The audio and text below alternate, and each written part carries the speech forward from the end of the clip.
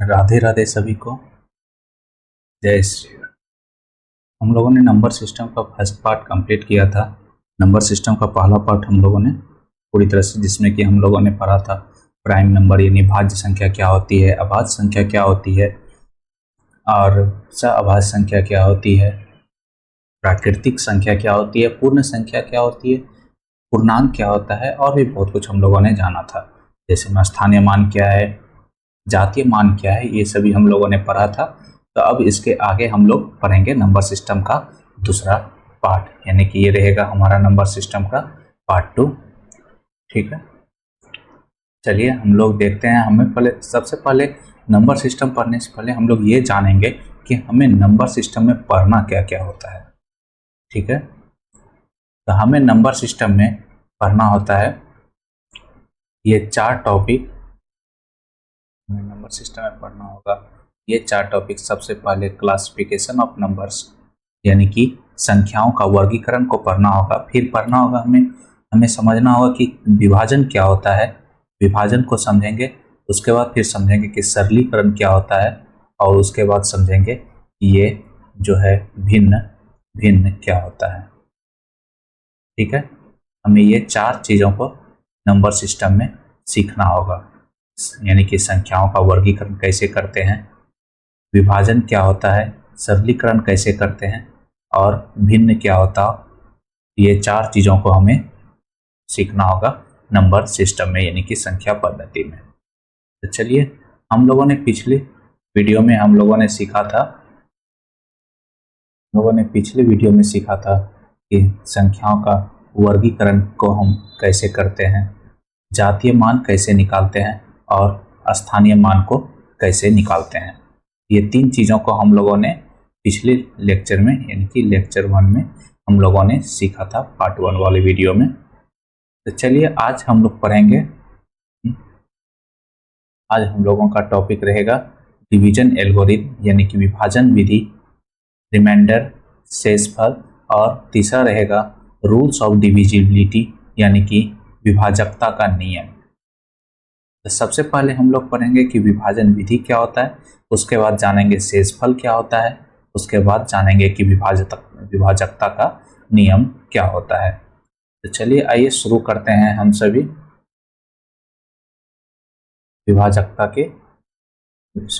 विभाजन विधि, यानी कि सबसे पहले हम लोग शुरू करेंगे कि डिवीजन एल्गोरिथम क्या होगा।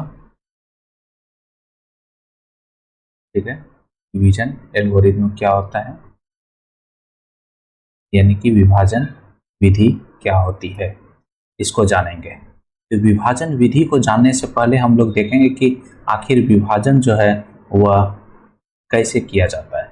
किसी भी संख्या का विभाजन करने से पहले हम लोग उस संख्या को अंश बटे हर के रूप में लिख लेते हैं।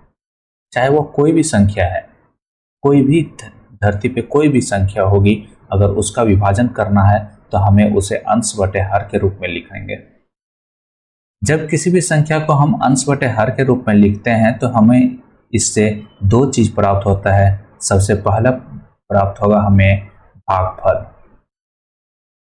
और उसके बाद हमें प्राप्त होता है रिमाइंडर, यानी कि शेषफल।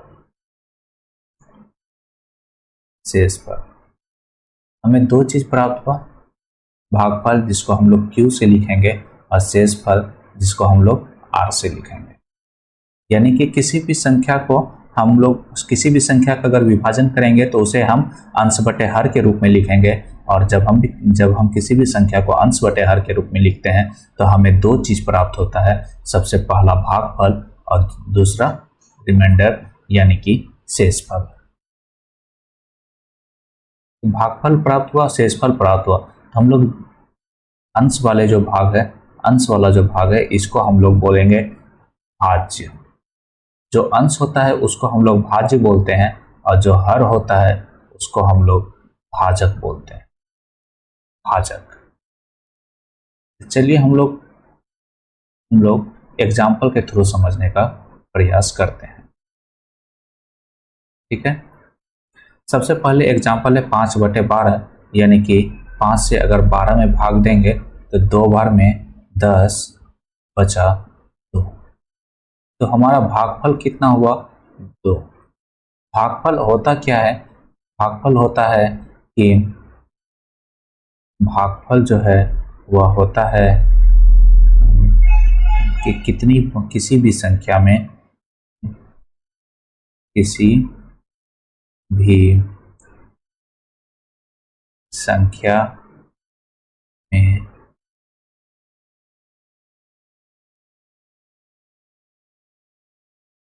कितनी बार भाग जाएगा।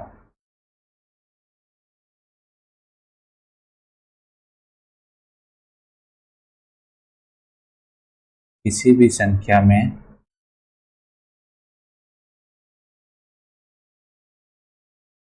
कितनी बार भाग जाएगा, तो यही यानी किसी भी संख्या में कितनी बार भाग जाएगा, तो वही जितना बार भाग जाएगा तो वो कहलाएगा हमारा भागफल।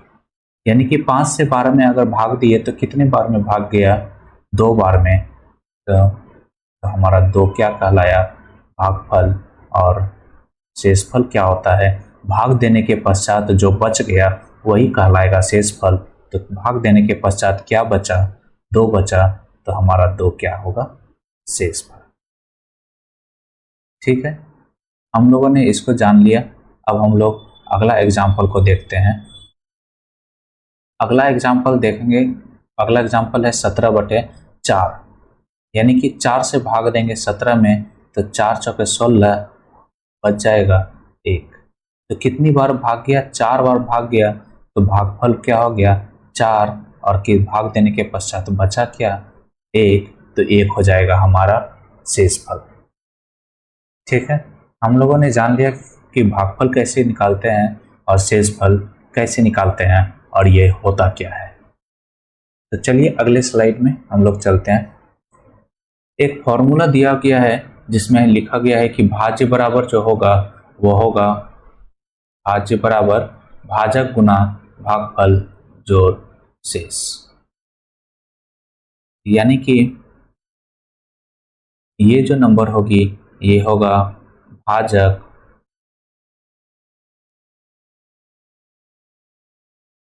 कि ये जो नंबर होगा वो क्या होगा? भाजक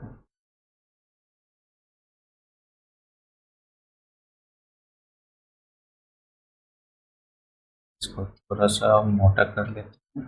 हाँ, ये जो नंबर होगा यहाँ पे ये हो कहलाएगा भाजक, और ये जो बीच में होगा वो कहलाएगा भाज्य, और यहाँ पे जो होगा वो कहलाएगा भागफल, और भाग देने के पश्चात जो बच गया वो कहलाएगा शेषफल। क्या कहलाएगा? शेषफल।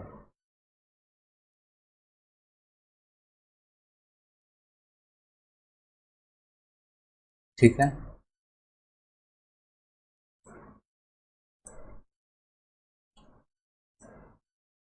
हम लोगों ने जाना कि इसको बोलेंगे भाजक। ये जो है ये होगा भाजक, ये इसको बोलते हैं भाज्य, इसको बोलेंगे भागफल, और यहाँ पे जो होगा उसको बोलेंगे शेषफल। ठीक है, अगर इंग्लिश में देखें तो इसको बोलते हैं डिवाइजर। डिवाइजर, इसको बोलते हैं डिविडेंड, इसको बोलेंगे डिविडेंट, इसको बोलेंगे क्वाइसेंट यानी कि क्वाइसेंट, और इसको बोलेंगे रिमाइंडर।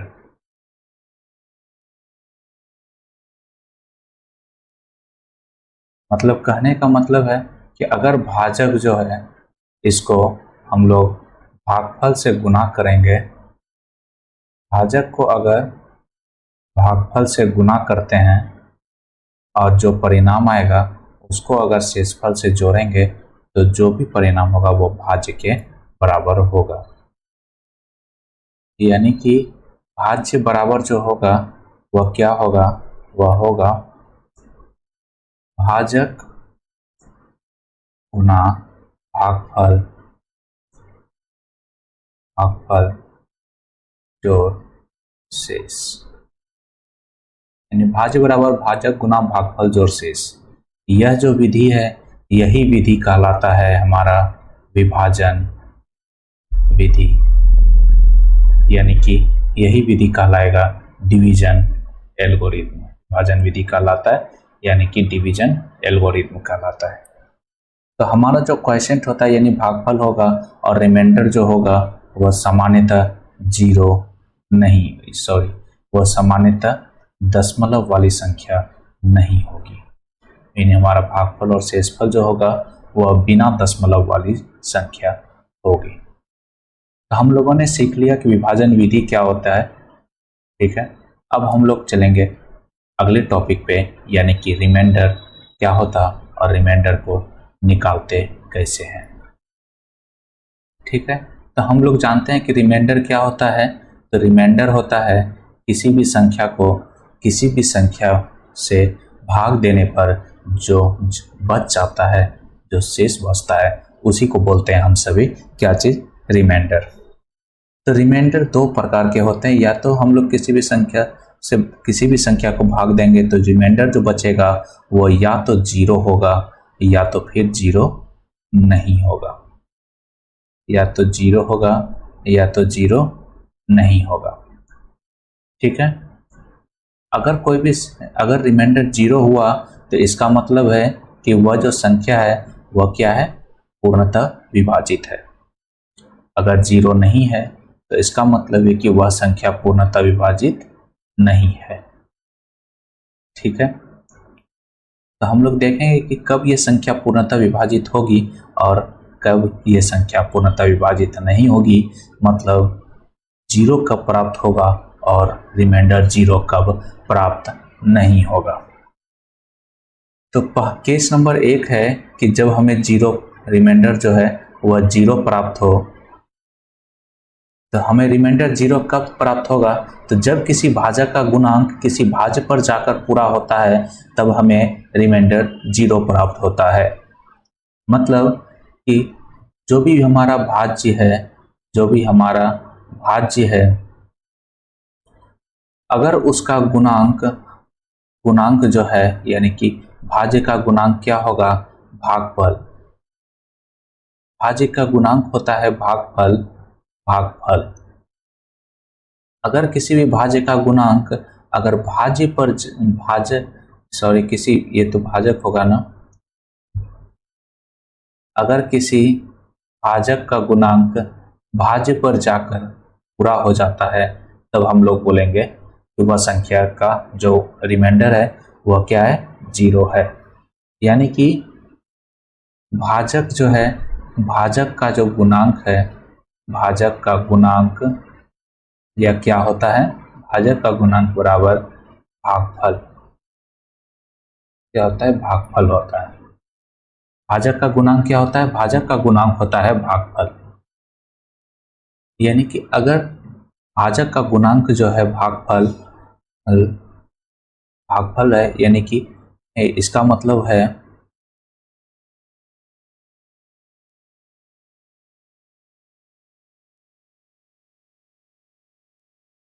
और ये गलती लिखा गया कि भाजक का जो गुणांक होगा वह कितना गुना करना है, वो ये जो गुणांक होगा ये होगा भागफल, और इसके बाद इस दोनों का जो गुना करेंगे उससे जो परिणाम निकलेगा वो कहलाएगा हमारा भाज्य। ठीक है, जैसे एग्जाम्पल के थ्रू हम लोग समझते हैं, क्लियर हो जाएगा। 10/5 है तो 5 से अगर 10 में भाग देंगे तो 2 बार में 10 बच गया 0, यानी कि 5 का कम्मा गुणांक है, 5 का दूसरा गुणांक है, यानी कि ये जो भाजक है भाजक का कम्मा गुणांक है, दूसरा गुणांक है। ठीक है, भाजक का, इसको हम लोग इस तरह करके लिख दें अगर एक लाइन में, तो भाजक गुना भागफल यदि बराबर में भाज्य आ जाता है तो इसका मतलब है कि हमारा जो शेष होगा, शेषफल होगा, वह क्या होगा, 0 होगा। ठीक है, हमारा जो शेषफल होगा वह 0 होगा। तो भाजक गुना भागफल यानी 5 गुना 2 बराबर कितना आ गया, 10। अब सोचिए ये फॉर्मूला आखिर आया कहाँ से, ये आया कहाँ से, तो ये कहीं और से नहीं, हमारा जो विभाजन विधि था उसी से आया है। विभाजन विधि क्या था हमारा, भाज्य बराबर भाजक गुना भागफल जोड़ शेष। तो यहाँ पे शेष तो हो गया 0 और ये भागफल, यानी कि ये जितना भी गुणांक करने के बाद आएगा अगर उसमें 0 जोड़ देंगे तो कोई मतलब नहीं रहा। तो हमारा जो फॉर्मूला बचा ये हो गया भाज्य बराबर भाजक गुना भागफल, वही है ना, भाजक गुना भागफल बराबर भाज्य। तो वही कर रहा है 5 का दूसरा गुणांक अगर 10 हो रहा है तो इसका मतलब क्या होगा कि रिमाइंडर जो होगा वो होगा 0। चलिए अगला एग्जाम्पल जो है वह है 20/4, यानी कि 4 से देंगे 20 में भाग, 4 पंचे 20 तो बच गया 0, यानी 4 का 5वां गुणांक जो है वह हो गया कितना, 20। तो हम लोगों ने समझा कि r = 0 कब होगा। अब हम लोग जानेंगे कि r = 0 कब नहीं होगा। ठीक है, अब हम लोग समझते हैं क्या चीज, r = 0 कब नहीं होगा। देखिए दो सिचुएशन है, या तो r 0 होगा या तो r 0 नहीं होगा। अगर r 0 हो गया तब तो वो 0 हो गया, अगर r 0 नहीं हुआ तो इसका मतलब है कि r जो है यानी कि शेष जो है वो या तो पॉजिटिव होगा या निगेटिव होगा। ठीक है, या तो पॉजिटिव होगा या निगेटिव होगा। अगर इसको हम लोग एग्जाम्पल के थ्रू समझेंगे, अगर हम लोग इसको एग्जाम्पल के थ्रू समझते हैं तो 21/5, यानी कि 5 से अगर 21 में भाग दिए, 5 से अगर 21 में हम लोग भाग देते हैं तो कितना आएगा, भाग देते हैं 5 चौके 20 तो बच गया 1। यानी कि इसमें जो एक जो बचा है वो क्या है, हमारा रिमाइंडर यानी कि शेषफल है। और ये शेषफल कैसा शेषफल है, एक पॉजिटिव यानी कि धनात्मक संख्या है। ठीक है, जो एक है वो क्या है, पॉजिटिव रिमाइंडर है। हम लोग 21/5 है, 21/5 इसको हम लोग इस तरह भी लिख सकते हैं 20 + 1/5। 20 + 1/5 को हम लोग लिखेंगे 20/5 + 1/5। तो अगर इसका अगर रिमाइंडर निकालना हो, शेषफल निकालना हो तो क्या होगा, 20/5 का शेषफल हो जाएगा 0 और 1/5 है उसका शेषफल कैसे ज्ञात करेंगे। तो हम लोग याद रखेंगे कि अगर अंश जो है, यदि अंश छोटा होगा हर से, यदि अंश हर से छोटा है तो, यदि अंश हर से छोटा है तो जो रिमाइंडर होगा वह अंश वाली संख्या होगी।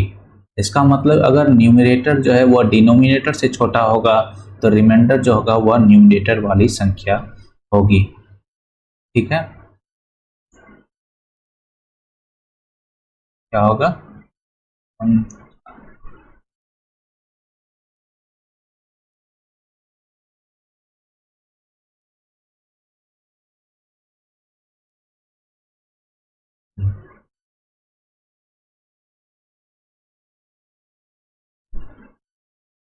ठीक है। अब हम लोग देखते हैं कि ये हो गया हमारा,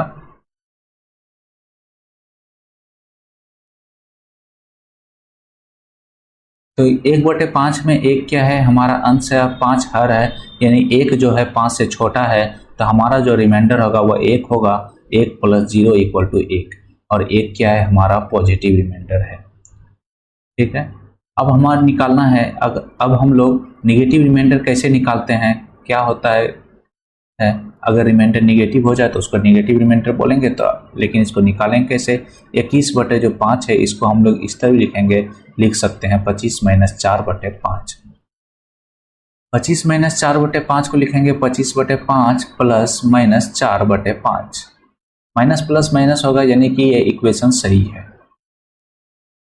25/5 जो है इसका रिमाइंडर हो गया 0 और -4/5 यानी कि -4 अंश है और 5 हर है, तो अंश जो है हर से छोटा है, तो कितना हो जाएगा इसका रिमाइंडर -4 प्लस -4, तो 0 प्लस माइनस माइनस यानी कि 0 - 4 = -4, तो -4 जो हो गया वह क्या हो गया हमारा निगेटिव रिमाइंडर। ठीक है, हम लोगों ने सीखा कि पॉजिटिव रिमाइंडर के क्या होता है और इसको कैसे निकालते हैं, और नेगेटिव रिमाइंडर क्या होता है और इसको कैसे निकालते हैं। चलिए और कुछ एग्जांपल से हम लोग इसको सीखने का प्रयास करते हैं। ठीक है, तो चला जाए।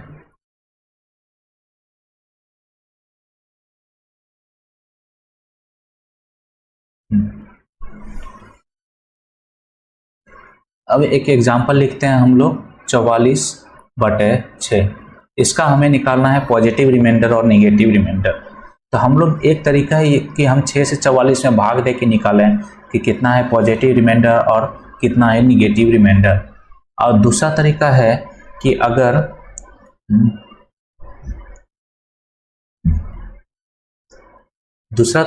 अगर नेगेटिव शेषफल निकालना है, अगर नेगेटिव शेषफल निकालना है, ऋणात्मक शेषफल निकालना है, तो इसके लिए कुछ रूल है कि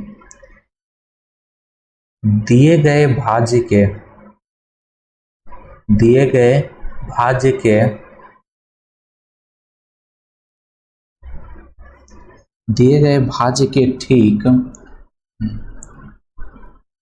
ठीक बाद वाले वैसी संख्या से ठीक बाद वाले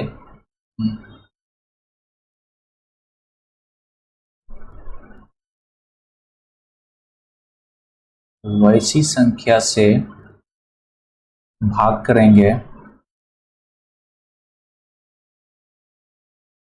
करेंगे जो क्या हो, पूर्णतः विभाजित हो।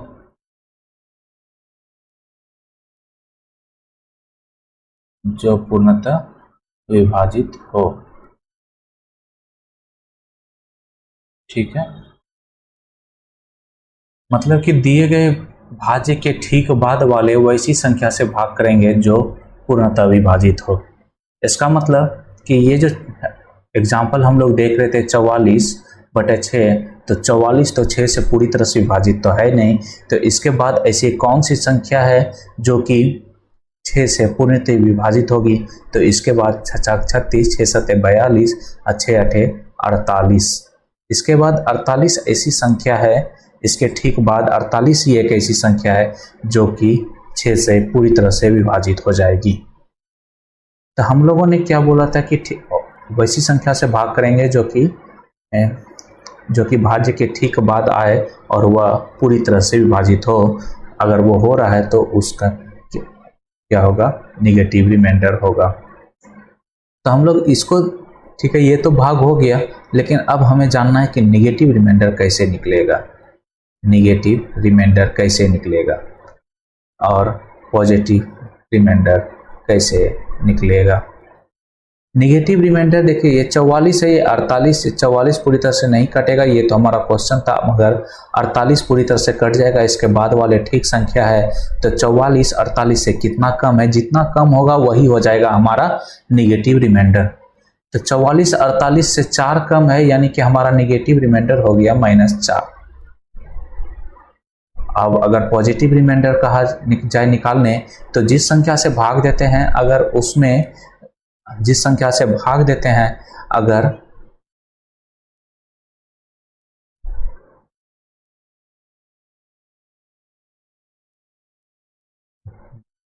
जिस संख्या में भाग देते हैं, अगर उसमें से निगेटिव रिमाइंडर को जोड़ दिया जाए तो जो संख्या आएगी वही हो जाएगा हमारा पॉजिटिव रिमाइंडर। यानी कि किस संख्या से भाग दिए हम सभी ने, 6 से भाग दिया, और इसमें जोड़ देंगे क्या, निगेटिव रिमाइंडर। निगेटिव रिमाइंडर कितना, -4, यानी कि 6 - 4 = 2। 2 क्या हो गया हमारा पॉजिटिव रिमाइंडर। ठीक है, अब एक और क्वेश्चन देखते हैं हम लोग 56/9। 12। 56/12 को सॉल्व करने का प्रयास करेंगे तो 12 से जो है 56 पूरी तरह से नहीं कटेगा, 56 12 से पूरी तरह से नहीं कटेगा, तो इसके बाद वाले जो संख्या है वह है 12 पंचे 60। 60 एक ऐसी संख्या है इसके बाद ठीक बाद वाली जो कि 12 से पूरी तरीका से कट जाए, तो हम लोग अगर इसका निगेटिव रिमाइंडर निकालेंगे तो क्या होगा, निगेटिव रिमाइंडर होगा कि 56 60 से कितना कम है, तो 56 60 से 4 कम है। तो इसका जो निगेटिव रिमाइंडर निकला वह क्या हो जाएगा, -4। और इसका अगर पॉजिटिव रिमाइंडर निकालेंगे तो कितना होगा, जिस संख्या से भाग दिए उसमें से अगर हम लोग निगेटिव रिमाइंडर को जोड़ देंगे तो हमारा जो परिणाम होगा वही होगा क्या, पॉजिटिव रिमाइंडर। तो किस संख्या से भाग दिए, तो 12 से भाग दिए और निगेटिव रिमाइंडर निकला -4, तो दोनों को जोड़ेंगे तो प्लस माइनस माइनस, यानी कि 12 में से 4 गया 8, तो 8 क्या हो गया हमारा, पॉजिटिव रिमाइंडर। ठीक है। उसी तरह एक और क्वेश्चन देखते हैं 99/100। तो 99 तो 100 से पूरी तरह से कटेगा नहीं, तो इसके बाद वाली सिर्फ 100 है, इसके ठीक बाद वाली 100 ही एक 100 ही संख्या है, एक ऐसा संख्या जो कि पूरी तरह से कट जाए। इसके ठीक बाद वाली संख्या यानी कि 200 भी कटेगा मगर वो तो दूर चले गया, 99 के बाद कौन सा ऐसा संख्या जो कि पूरी तरीके से 100 से कटे, तो 100 ही एक ऐसा संख्या है जो कि ठीक 99 के बाद आता है।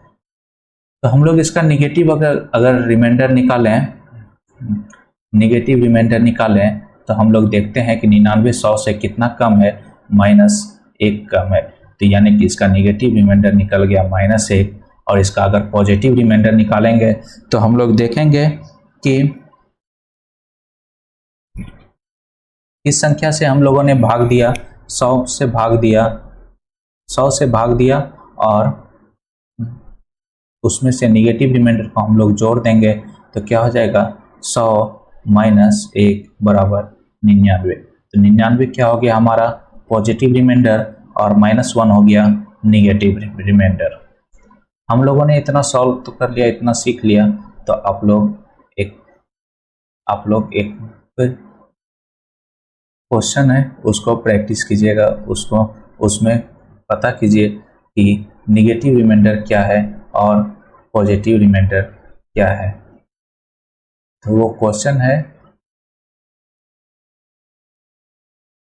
295/100। 295/100 इसका निकालना है पॉजिटिव रिमाइंडर और इसका निकालना है निगेटिव रिमाइंडर। ठीक है। तो हम लोगों ने रिमाइंडर निगेटिव और पॉजिटिव निकालना सीख लिया, मगर एक चीज याद रखिएगा कि हम लोग निगेटिव रिमाइंडर निकालना तो सीख लिए हैं, मगर जब भी हम फाइनल आंसर का बात करेंगे, जब भी हमें एग्जाम में क्वेश्चन मिलेगा तो वहाँ पे हम लोग निगेटिव रिमाइंडर का प्रयोग नहीं करेंगे, यानी कि हमारा जो अंतिम उत्तर होगा, वह क्या होगा, वह अंतिम उत्तर होगा वह हमेशा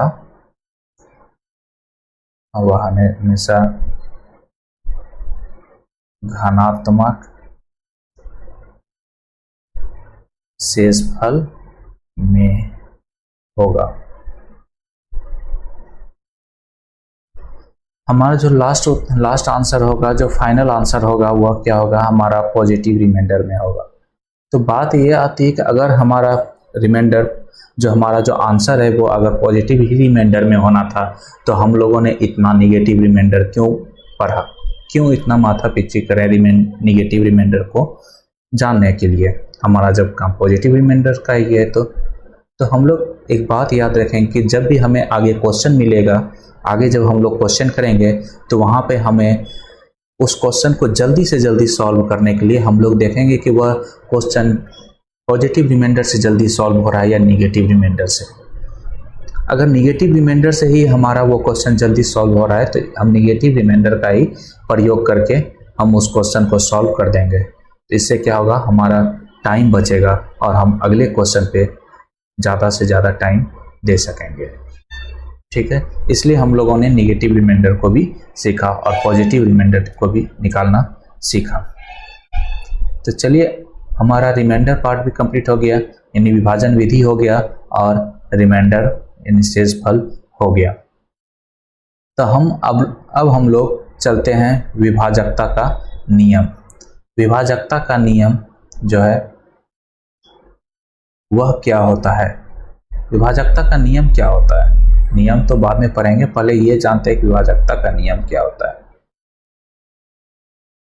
अगर हम किसी भी संख्या से किसी भी संख्या को यानी किसी भी संख्या को किसी भी संख्या से अगर भाग देते हैं तो उसके भाग देने के लिए कुछ ना कुछ नियम होते हैं, यानी कि वो पूरी तरीक़ा से भाग हो रहा है या नहीं। हम पूरी भाग की प्रक्रिया को दिए बिना कैसे जानेंगे? हम उसको पहचानने के लिए हमें कुछ नियम दिया गया है कि हाँ, अगर ये रहा तो मतलब समझ जाएंगे कि यह संख्या 2 से विभाजित है। अगर जोड़ के अगर कट रहा है तो हम लोग समझ जाएंगे कि वह संख्या 3 से विभाजित है। इसी तरह कुछ ना कुछ सभी का नियम दिया गया है। तो वो नियम जो है वही नियम कहलाता है विभाजकता का नियम। ठीक है, तो सबसे पहले हम लोग जानेंगे विभाजकता का नियम में 2, 4, 8 और 16 का विभाजकता का नियम। तो हम लोग ये चारों को एक साथ क्यों पढ़ रहे हैं? क्योंकि ये चारों का जो विभाजकता का नियम है वो लगभग एक ही तरह का है, यानी कि ये चारों का विभाजकता का नियम जो है वह एक ही पैटर्न को फॉलो करता है। तो सबसे पहले है 2 का विभाजकता का नियम। तो 2 का विभाजकता का नियम है कि अगर किसी भी संख्या के लास्ट में 0, 2, 4, 6 या 8 रहे, अगर किसी भी संख्या के लास्ट में 0, 2, 4, 6 या 8 रहे तो मतलब वह संख्या जो है क्या है? 2 से पूरी तरीक़ा से विभाजित होगा। ठीक है, या किसी भी संख्या के अंतिम अंक जो है वह 2 से पूरी तरीक़ा से विभाजित हो।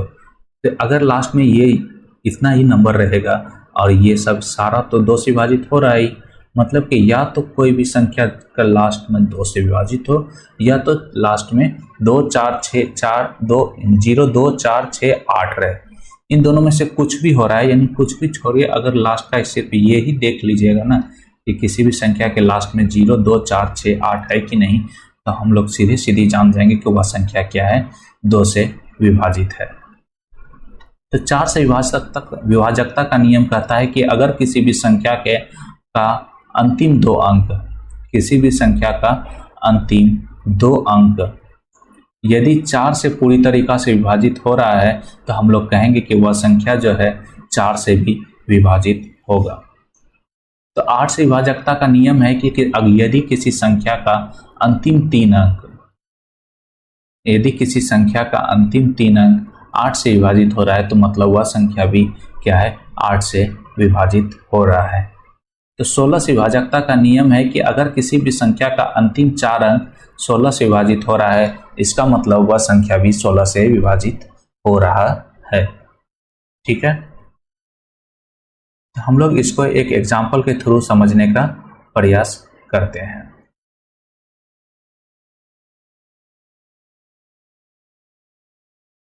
तो हम लोगों ने एक नंबर लिया 1648 और दूसरा नंबर लिया 9, 4, 1, 2, 4, 8, 5, 2।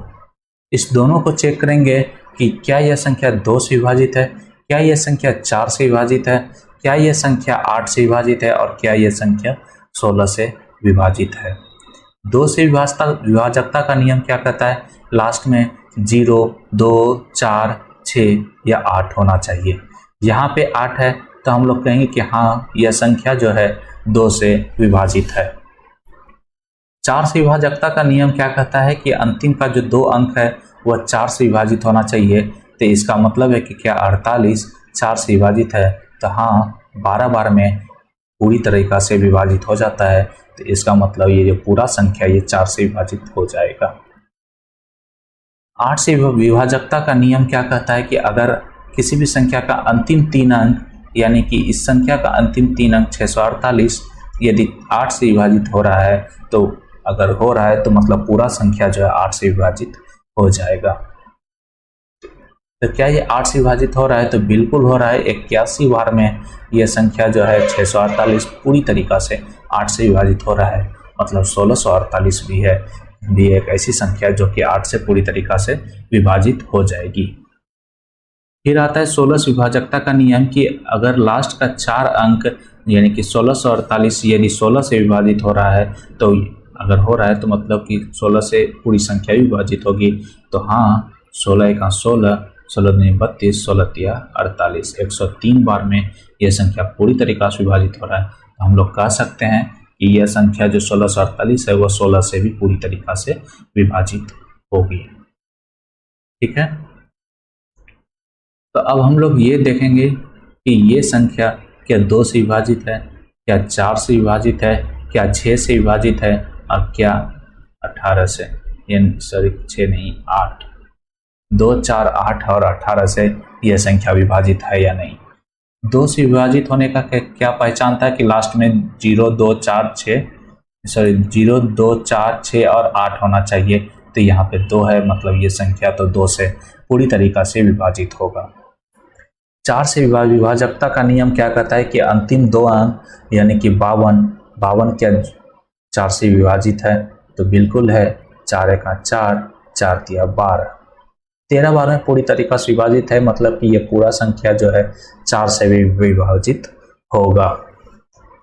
8 से विभाजकता का नियम क्या कहता है कि लास्ट का जो 3 डिजिट है यानी 852 यदि 8 से विभाजित है तो यह पूरी संख्या भी 8 से विभाजित होगी। क्या 852 8 से पूरी तरीके से विभाजित है? बिल्कुल नहीं है, क्योंकि 8 एका 8, 0, 8 5 40, 8 48, 8 7 56 हो जाता है, यानी कि यह संख्या जो है पूरी तरीका से विभाजित नहीं है। तो मतलब पूरा संख्या भी 8 से विभाजित नहीं होगी। तो 16 से विभाजकता का नियम क्या कहता है कि अगर किसी भी संख्या का अंतिम चार अंक क्या है 48, 52, यदि 16 से विभाजित होगा तो मतलब पूरा संख्या भी 16 से विभाजित हो जाएगा। तो 16 से विभाजित ये संख्या होगा तो नहीं होगा, क्योंकि 16 तिया 48, 16 तिया 48, 16 चौके 64, इसके बाद यहाँ 52 आ रहा है, मतलब ये संख्या जो है पूरी तरीका से विभाजित नहीं है। तो मतलब 16 से भी पूरी तरीका से यह संख्या विभाजित नहीं होगी। तो हम लोगों ने देखा 2, 4, 8 और 16 के विभाजकता का नियम क्या होता है। अब हम लोग इसके आगे के विभाजकता का नियम को देखते हैं। अगला है हमारा विभाजकता के नियम में 5, 25, 125, 625। इन सभी को भी इसलिए एक साथ पढ़ें क्योंकि सभी का जो विभाजकता का नियम है वो सभी एक ही पैटर्न को फॉलो करता है, इसलिए हम सभी इनको एक साथ पढ़ेंगे। तो 5 का विभाजकता का नियम क्या कहता है? ये एकदम 2 के विभाजकता के नियम के तरह ही है कि अंतिम, जैसे 2 में था ना अंतिम अंक जो 2 से विभाजित हुआ, तो यहाँ 5 के विभाजकता में है कि अंतिम 2 अंक 5 से विभाजित होना चाहिए। यह किसी भी संख्या के लास्ट में अगर 0 और 5 आ रहा है तो वह संख्या भी क्या होगा? 5 से विभाजित हो जाएगा। यदि 25 से विभाजकता का नियम है कि यदि किसी भी संख्या का अंतिम 2 अंक 25 से विभाजित है तो मतलब वह संख्या भी क्या होगा? 25 से विभाजित हो जाएगा। 125 से विभाजकता का नियम है कि अगर किसी भी संख्या का अंतिम 3 अंक 125 से विभाजित है तो मतलब वह संख्या क्या होगा? 125 से विभाजित हो जाएगा। और 625 से विभाजकता का नियम है कि अगर किसी भी संख्या का अंतिम 4 अंक 625 से विभाजित है तो वह संख्या भी 625 से विभाजित हो जाएगी। ठीक है, तो चलिए हम लोग इसको एग्जाम्पल के थ्रू समझने का प्रयास करते हैं। एक एग्जाम्पल लेते हैं 9, 7, 8, 0, 1, 6, 0, 8, 7, 6, 0। इसको चेक करेंगे, क्या ये 5 से होगा, क्या ये 25 से होगा, क्या ये 125, क्या ये 625 से विभाजित है, सभी को चेक करते हैं। तो लास्ट में 0 और 5 होना चाहिए, यहाँ 0 है, मतलब कि ये संख्या तो 5 से विभाजित होगी। 25 से क्या है कि अंतिम 2 अंक जो है 25 से विभाजित होना चाहिए। तो 60 क्या 25 से विभाजित है? तो नहीं है, क्योंकि 25 दूनी 50 बच जाता है 10, ये 25 से विभाजित नहीं है। क्या ये 125 से विभाजित है? तो 125 से कैसे चेक करते हैं? अंतिम 3 अंक क्या है? 760। 760 क्या 125 से विभाजित है? तो नहीं है, नहीं है, तो मतलब ये पूरी संख्या भी 125 से विभाजित नहीं होगी। फिर आता है 625। 625 से विभाजकता का नियम क्या कहता है? अंतिम 4 अंक 25 से विभाजित होना चाहिए, यानी कि 87, 60। इसको चेक करते हैं कि ये विभाजित है या नहीं। तो एक बार में 625, तो बच गया कितना? 1, 5 2 7, 1 सॉरी 2 0। अब यहाँ पे 4 बार में कितना हो जाएगा? 2480, 0 8 2 10, 8 3 9 10 11, यानी कि यहाँ पे बचा 30। इसका मतलब रिमाइंडर 30 बच गया, तो मतलब कि यह संख्या 625 से तो विभाजित होगी नहीं, तो पूरी संख्या भी 625 से विभाजित नहीं होगी। ठीक है, बहुत आसान है। 5, 25 और 125 625 का विभाजकता का नियम। तो इसके बाद आगे चलते हैं 10 के विभाजकता का नियम पे। 10 का विभाजकता का नियम क्या कहता है कि अगर इकाई स्थान पे 0 है तो मतलब वह संख्या 10 से विभाजित होगी।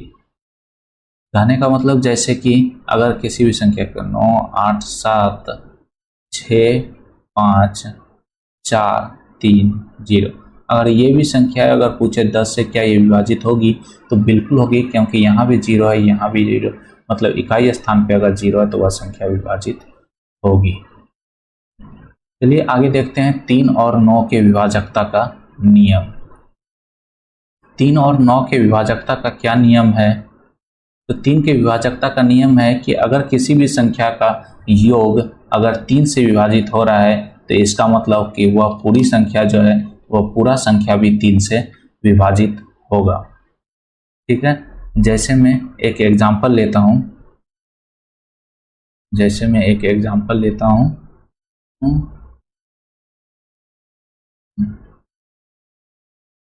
4 7 1 4। इसको चेक करेंगे क्या यह 3 से विभाजित है।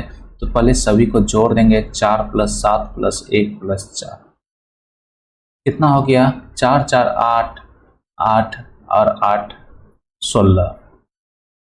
क्या 16 3 से विभाजित है? तो नहीं है, तो इसका मतलब ये पूरा संख्या जो है पूरा संख्या भी 3 से विभाजित नहीं होगा। दूसरा एग्जांपल लेते हैं 1 6 7 2 3 2।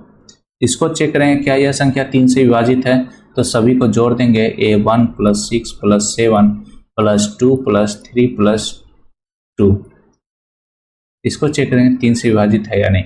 3 2 5 2 7 7 7 7 6 1 7, यानी कि 3 2 5 2 7 7 7 14 14 और 7 21, यानी कि इसको जोड़ने के बाद आया 21/3।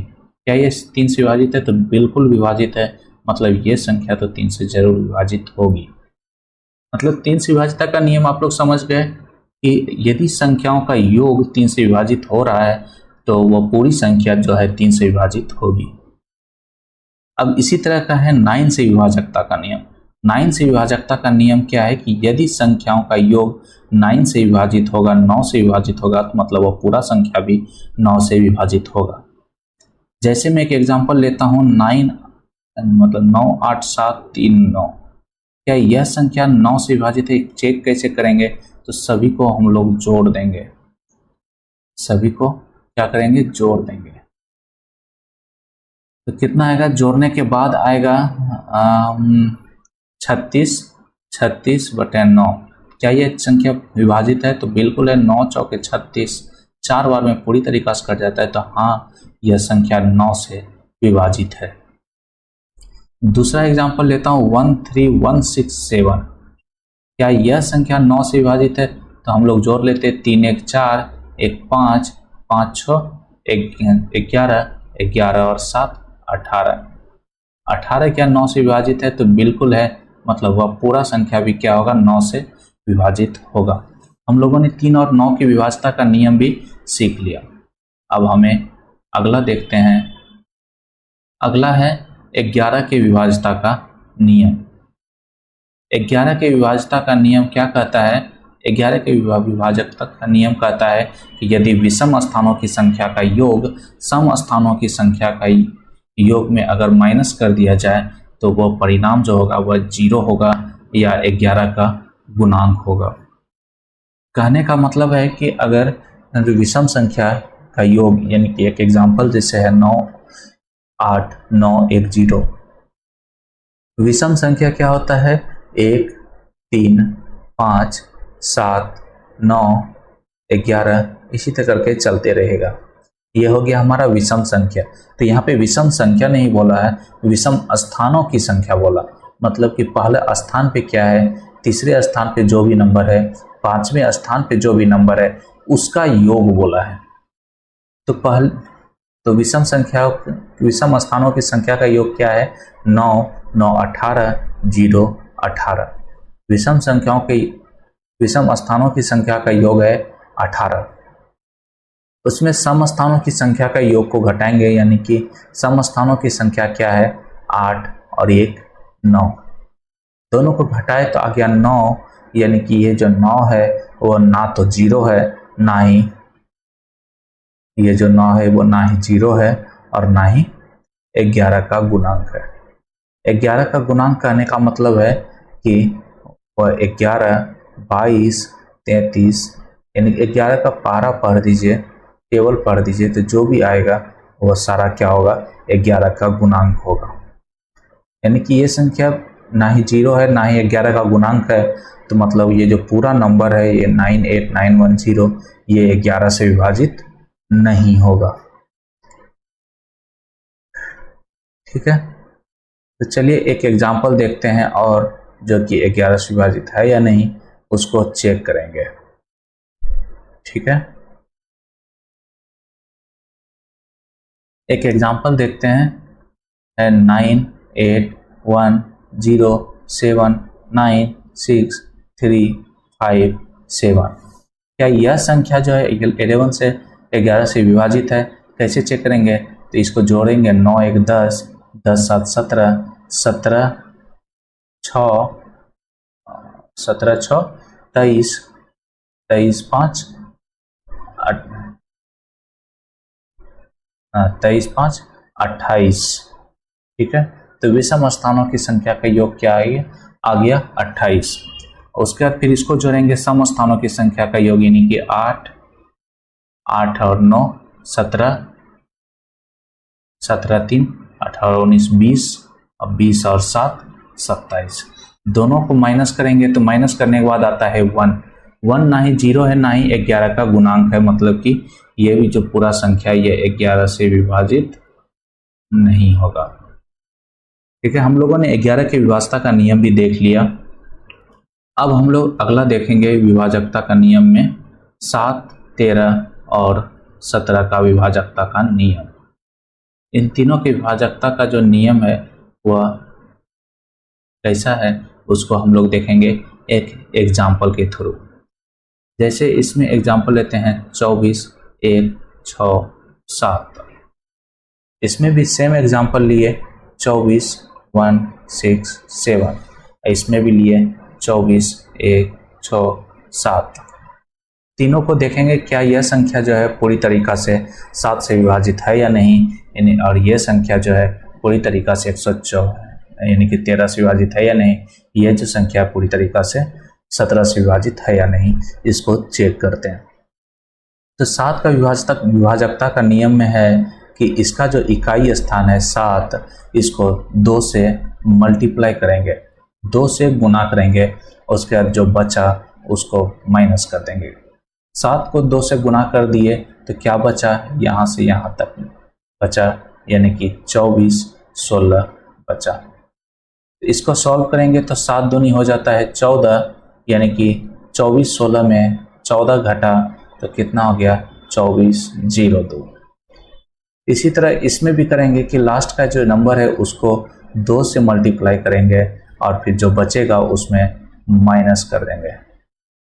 240 में से 2 दूनी 4, 4 माइनस गया तो कितना बचा 236, 236 236 बचा, इसमें भी फिर से वही करेंगे कि लास्ट का जो इकाई स्थान है उसको 2 से मल्टीप्लाई करेंगे और जो बचा उसमें माइनस कर देंगे।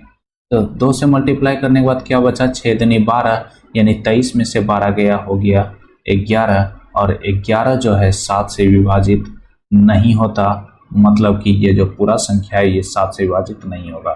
हम ये घाटा वाला जो क्रम है ये कब तक करते रहेंगे, तब तक करेंगे जब तक कि कोई एक ऐसी संख्या हमें ना मिल जाए जिसको देखकर यह बता सकते हैं कि यह संख्या विभाजित है या नहीं। 11 को देख के हम लोग आसानी से बता देंगे कि 11 7 से पूरी तरीका से विभाजित नहीं होगा।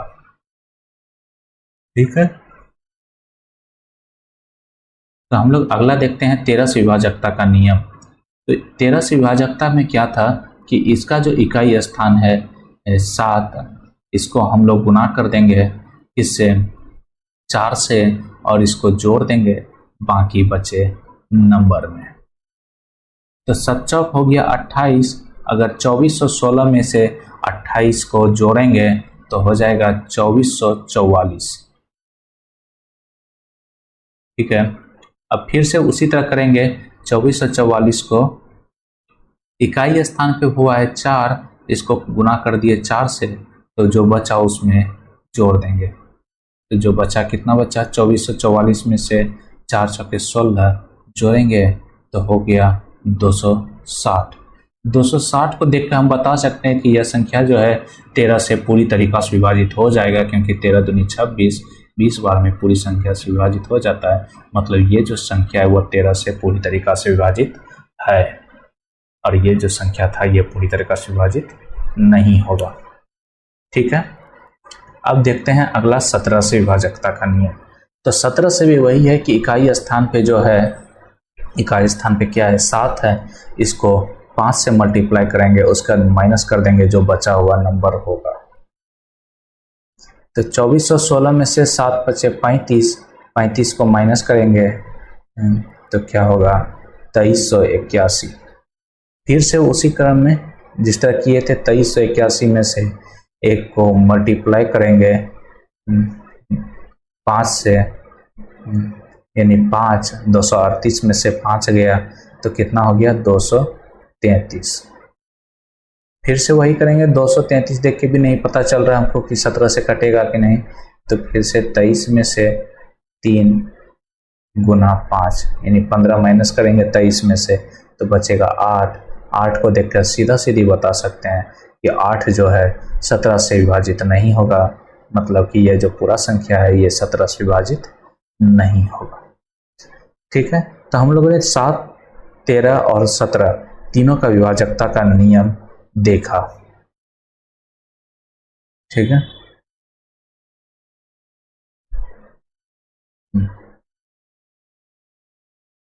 तो चलिए आगे देखते हैं। आगे है आज का अंतिम विभाजकता का नियम, वह है 6, 12, 15, 44, 72, 77, 88, 231 और 1001 का विभाजकता का नियम। सभी का पैटर्न से एक ही जैसा है, इसलिए सभी को एक ही साथ पढ़ेंगे।